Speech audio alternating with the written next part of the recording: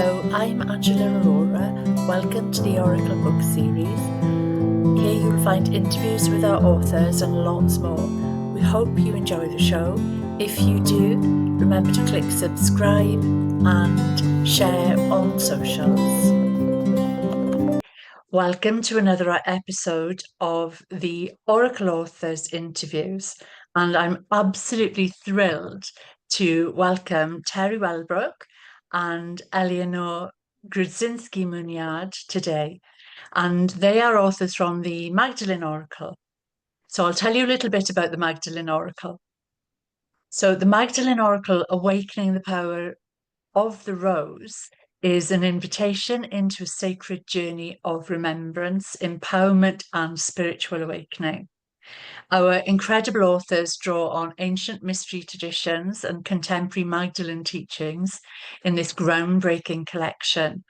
We have authors from around the globe, spiritual teachers, priestesses, healers, and channels who graciously share their sacred practices and channeled messages and inspirational stories with you that will guide you to reclaim your sovereignty and embody divine love. With Mary Magdalene's teachings at its heart, this oracle opens up a path of personal and collective healing. It's rooted in the sacred symbol of the rose and leads readers into a deeper connection with the divine feminine and divine masculine, promoting balance, heart-centered wisdom, and the reawakening of soul memory. I am so honoured to be leading this collaboration, which we are due to publish on the Feast of the Magdalene, the 22nd of July 2025. If you're listening to this recording beforehand, you can find out more about our authors on Facebook. We have a group for the all of the Oracle authors from the Oracle series. You can find information about us there, and we'll put the link at the end of this show. If you're listening after the book launch, then we'll pop the link, the Amazon link to the book in the show notes, and you can go along and find a copy. So enough from me. Let me introduce my wonderful guests. So first of all, I would be delighted to introduce Éléonore Muyard. So Éléonore comes to us from Paris and has been walking a spiritual path since she was a child. She was actually an actress, and it was while she was walking the Camino de Santiago that she received visions of Mary and a clear call to become a therapist. She learned about shamanism, energy healing, quantum healing. She learned the path of the Magdalene, and she became a initiated priestess of the Rose. I am absolutely thrilled to welcome you, my dear friend. Thank you, Angela. Thank you. I'm honored. So we've spent lots of time together, both traveling down the Nile in Egypt and on the sacred island of Gozo, where we've been working, raising awareness of different forms of rose energy. Absolutely. And, you know, so it's really, really exciting that you're part of this wonderful collaboration. So would you like to tell listeners all about your chapter? Yes. So my chapter's name is called Ave Maria.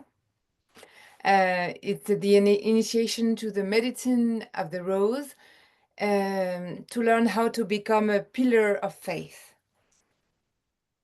Because for me, Magdalena is a pillar of faith. She went to all this initiation and this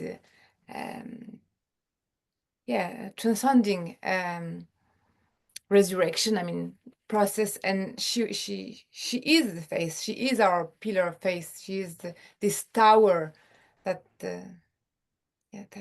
leads us. You share about a very difficult time in your life, a dark night of the soul, after your initiation in Glastonbury. Absolutely. I wanted to die during more than 3 months, every day. I only wanted to die. I live on the 8th floor. I was thinking of opening the window and jump. I was opening a cupboard and all the knives. It was difficult not to take a knife and stop this life.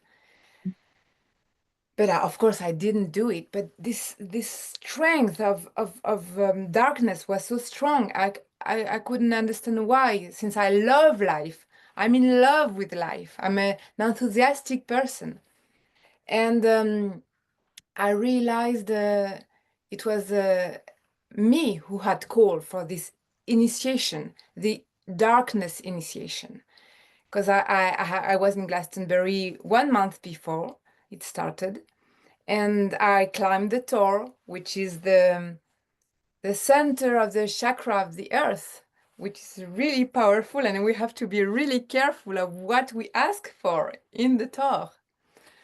So I went in the door and I said, I want to be totally at the service of the Divine Mother and the Divine. And just before I received my unction as a priestess, I had been ordained as a priestess.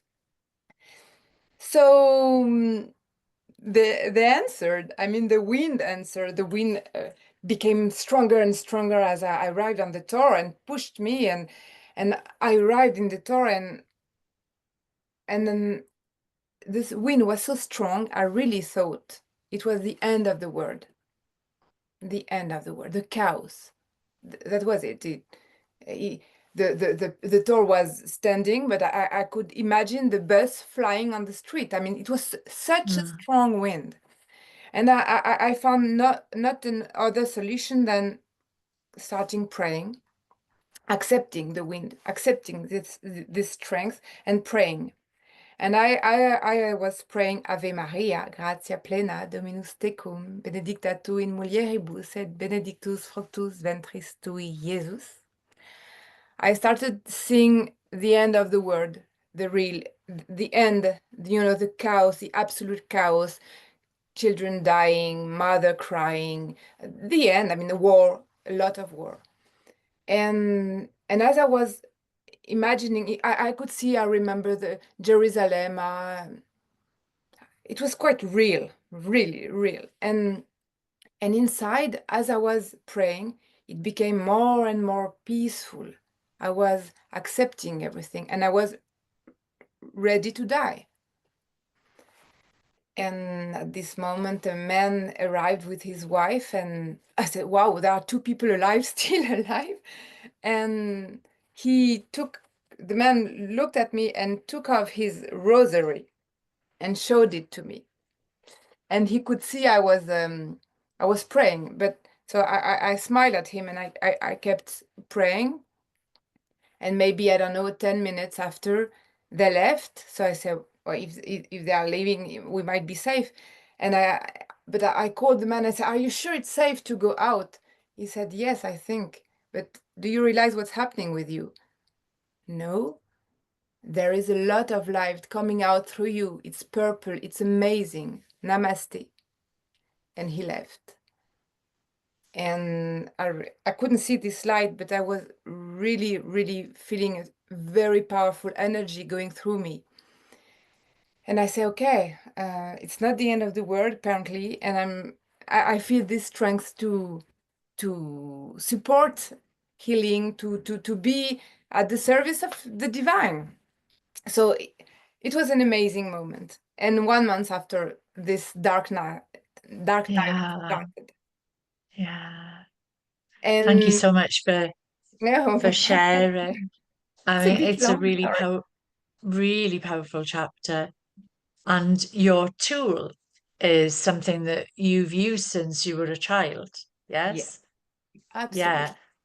This Ave So it's, Maria is a part of my life since I'm a little girl, but I've understood it differently as I got yeah, yeah, initiated. yeah, And this is yeah, what I wanted to share with people reading this book, because sometimes Ave Maria is linked to the Catholic Church. yeah, And I realized that it's totally linked to the Divine Mother, no matter any religion. It's this Maria could be Maria Magdalena, could be any other goddess, and the first goddess, the one that who gives life. And this Jesus at the end, it's the Christic energy. So I realized that when we pray this Ave Maria, it can be Ave Angela, Ave Teri, Ave any other woman. It's absolutely beautiful. I love the way you've broken it down as well in the tool. I can't wait for our readers and listeners to experience it. Thank you so much, Éléonore, for being part of this collaboration. Really appreciate you. Thank you. So let me introduce the marvelous Teri Wellbrock. So Teri is a trauma warrior, an international podcaster. I will add here that her podcast, The Healing Place, is in the top 2% of podcasts in the world. She is a writer, an audiobook narrator, and speaker. Teri speaks on healing summits and trauma recovery events. She's mom to 3 beautiful children. She graduated with a degree in psychology, writes her monthly Hope for Healing newsletter, and her life purpose is to shine a light of hope into dark spaces. Teri, welcome and thank you so much for being part of this collaboration. I can't thank you enough. So Teri came into my world when she narrated the Energy Healers Oracle book, and I'm delighted to say that Teri's going to be voicing the audiobook of the Magdalene Oracle as well. So I'm absolutely thrilled to welcome you, Cariad. So tell readers all about your chapter. Well, you don't have to tell them everything. We have to keep some things to Oh, yeah. ourselves. Yes, yes. Well, thank you. It's just such a delight to be here. I love your energy, well, both of you. And I just have to say, I teared up when you were talking about your story. Oh my gosh, thank you for sharing it. And so and the other thing I have to tell you is my name is actually Maria Teresa. And so when you were talking about, the Ave Maria, like I just was like, oh, it is Maria. So, and I grew up very Catholic. I said, I think my mom wanted to name me so I'd become a nun or something. So, so my chapter, and I have to read my title again because I have my little notes here in front of me. It's The Forgiveness Prism, Radiating Gratitude Within the Chaos is the title of my chapter. And it really comes from a place of I had horrific trauma in my first 22 years of life, from sexual abuse to physical abuse, growing up with an alcoholic parent. My mom tried to drown me and my sister in a bathtub when we were 3. I was 3, my sister was 1 when she was intoxicated. I was involved in 2 bank robberies by the same perpetrators. One where a coworker was stabbed with a hunting knife 3 times. They came back 3 months later and shot and murdered my coworker. So just a lot of chaos in my life and horrific trauma. And I spent the next 25 years of my life experiencing severe panic attacks. I didn't understand that this trauma I had endured and didn't know how to process as a child and a young adult I called it stored negative energy. It was stuck in my body and it didn't know how to get out. And so it came out through panic attacks. And when I stepped onto the healing path in 2013, I was very, very called to do a forgiveness journey. And so I started being open to the messages of spirit, of the divine. I'm very prayerful, person of faith. And people would come across my path to give me these little tidbits. And I started to say, oh, these are like, I call them angel whispers of these messages that I would receive. And one of the things, and I'll give one little hint on one of the things I talk about, were letters of forgiveness. And that was my first step onto that path. And I started to write letters of forgiveness to my perpetrators. And it was so incredibly healing for me. And I would burn them to release the negative energy into the universe. But to be able to come to a point of forgiving, let's just like the bank robber, particularly the one that pulled the trigger. He and I went on a very, very powerful forgiveness journey together, not together physically, but on a I guess a emotional level through me, where I was able to finally see him soul to soul, light to light, and forgive his human choices. So yeah, that's my story. It's a really powerful story, Teri, and I know I shared with you that I'd written about forgiveness in a different book earlier. It was kind of around about the same time. It is one of the most powerful tools that you can have in your arsenal. It really is. And so tell readers and listeners all about your sacred practice, my lovely. Yes, yes. Well, that was one of them. Sorry, I skipped ahead, but that was one of the things that I did was the letters of forgiveness. I also have other tools that I talk about. Ho'oponopono, Hawaiian healing prayer. I use very often. Again, it was kind of dropped in my lap, and I thought, whenever I have these wonderful angel whispers come into my life, I now am like, oh, this is fabulous. Let's give this a whirl. And the majority of the time, it really adds such value to my life. And then, of course, I share it on my podcast and I write about it and I talk about these things because I want others who have been through horrific trauma and are struggling to realize that we can live a life filled with love and joy and peace, even in the midst of chaos. You and I were talking before we started recording. I have this physical issue going on with my body for the past, 4.5 years. And it's certainly been my dark night of the soul. It was, I have been to that point similarly where I've said, I want out. I don't want to do this anymore. I'm giving up. But something makes me hold on and say no. I mean, my children, obviously, but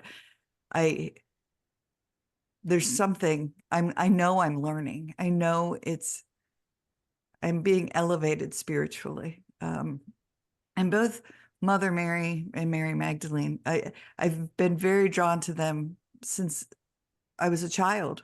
I was always pulled more towards them than Jesus or this father figure. I just was always very drawn to that. And not that I don't have a relationship in those other areas, but for whatever reason, maybe because my grandma Kitty, who was an earth angel, was always having a rosary in her hand. So, she had very strong faith. My dad was a Jesuit brother for 8 years prior to leaving the seminary. He was also always had a rosary. So again, I was just very, very drawn to both of them as figures of faith. And so, yeah, I keep like going all over the place with my answers, but so Ho'oponopono Hawaiian healing is one of the things I talk about, which is wonderful, powerful healing prayer. Obviously prayer, which I talk about. I pray a daily rosary for one of my sons is struggling very much so with mental health and depression. And so I say my daily rosary for him. And then the last thing that I talk about is visualization. And I've talked about this a lot on the podcast, is that I had this moment where I always checked up on the bank robber to make sure he was still in prison. I was nervous that he was going to get out somehow. And I got on to check and he couldn't find him in the system. And I was, oh my God, like, is he out? Well, long story short, I got a hold of somebody who finally had the prison call me, and they said, oh, he died 2 weeks ago of natural causes. And I remember I fell to my knees, literally fell to my knees, sobbing. And like my heart just ached for him and his pain. And I felt him move through me, and I saw him move out the window. And I knew at that point that I really, really, that was that moment I really needed to do some forgiveness work with him. And I had this vision of he and I as these two little babies, these two little innocent little creatures, right? And I realized then I didn't know his story. I didn't know his trauma. I didn't know if he had been abused, neglected, abandoned, what had happened to him. Not that I was making excuses for his human behavior, but I realized that he was this little light, and I'm going to get choked up talking about it. And we were both these lights, and somewhere along his human path, he made these choices that were horrific and impacted me. And I knew then he didn't set out to hurt Teri Wellbrock. I just happened to be in his path, in his chaos, and I got caught in it. And that's when I was able to come to this beautiful place of forgiveness with him, because I was able to forgive him light to light, soul to soul, if that makes sense. Absolutely. When the way you write it as a practice as well is incredibly empowering. It really touches you, but it's something that anybody can use in that situation. You've written about it so beautifully, Teri. So Thank you. thank you so much, Cariad. Okay, my final question for you both, and I'll come to Éléonore first. So, Éléonore, what's the one thing you'd like readers and listeners to take away from your beautiful chapter, Cariad? I love them to realize the power of the rose in their life, the healing power of the rose, and maybe they try once to say this prayer and feel what it does in their heart. Maybe not every day, but at least once, so that they can live this prayer in a different way than they were used to. Yeah, that's beautiful. Thank you so much. And the same question to Teri. Yes. And I just have to say, I don't know if you can have to edit this out, it's fine. But between my purple paint and your purple background, and I don't know, there's like this purple energy coming out of the screen right now in my office. And I don't know if anybody else can see it, but it's amazing and beautiful. So thank you for sharing your beautiful energy. So yeah, the one thing I want people to take away, I think I just said it, but I'm going to repeat it because it's worth repeating, is that even in the midst of chaos, and life is chaos, like it just continues to come at us, and that we can choose to live in this beautiful place of forgiveness, of peace, of love, of joy. You see over my shoulder, it says choose happy. And I really do believe that that is a choice, because we have that power within us. And I think that's the message of the divine to me, is that even with all of our human frailties and again, the chaos of living this human life, that we can still be that radiant light of joy and love, because we become prisms. I talk about it in my chapter. We become prisms of that light, and then we help prism that light out into the world and into other people's lives. So yeah, there you go. Thank you. Bless you. Thank you so much. And thank you for listening to us today.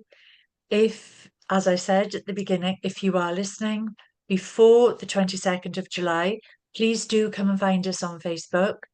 And if you are listening after the 22nd of July, we would absolutely love it if you would go and pick up a copy of a beautiful book and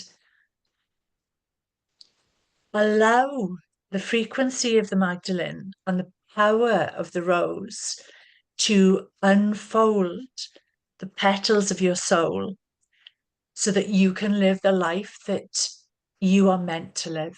I really do believe that this book is a gift to humanity, and I'm so, so blessed that the Spirit have guided me to lead this collaboration.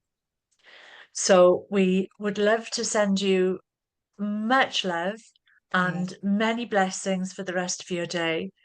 And yes, goodbye from us, and we hope to connect.